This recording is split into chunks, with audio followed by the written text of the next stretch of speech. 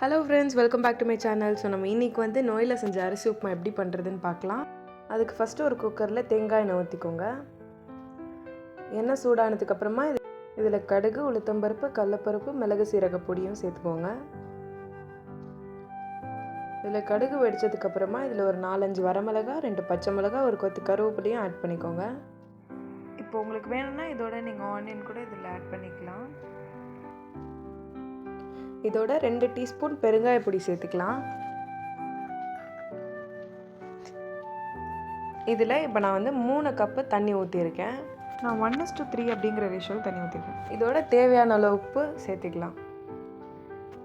இப்போ தண்ணி நல்லா கொதிச்சதுக்கப்புறமா நம்ம வந்து துருவி வச்சுருக்கிற தேங்காவையும் இதில் ஆட் பண்ணிக்கலாம். இது வந்து எலக்ட்ரிக் குக்கரோட மெஷர்மெண்ட் கப்பு. இந்த கப்பால் நான் 3 கப் பச்சரிசி நொய் ஆட் பண்ணியிருக்கேன். இந்த தண்ணி நல்லா கொதிச்சதுக்கப்புறமா இந்த பச்சரிசி நொய் எடுத்து அந்த தண்ணியோட ஆட் பண்ணிக்கோங்க.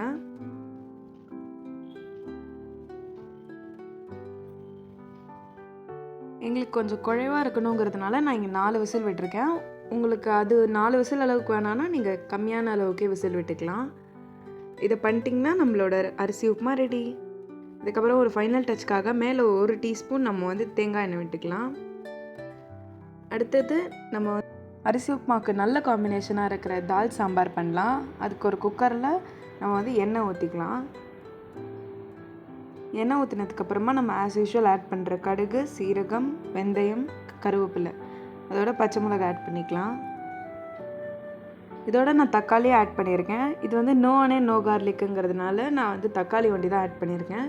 நீங்கள் வேணும்னா நீங்கள் வெங்காயமும் சேர்த்துக்கலாம். இதோட நான் இஞ்சியும் சேர்த்துட்ருக்கேன். இப்போது இதோட 1 டீஸ்பூன் மஞ்சள்தூள், தேவையான அளவு உப்பு, அடுத்தது எலக்ட்ரிக் குக்கர் கப்பால் 3/4 கப் பாசிப்பருப்பு போட்டிருக்கேன். இதுக்கு உங்களுக்கு எவ்வளோ அளவுக்கு தண்ணி வேணுமோ நீங்கள் அதை ஆட் பண்ணிக்கலாம். இதை இப்போ நம்ம மூடி போட்டு 5 விசில் விட போகிறோம்.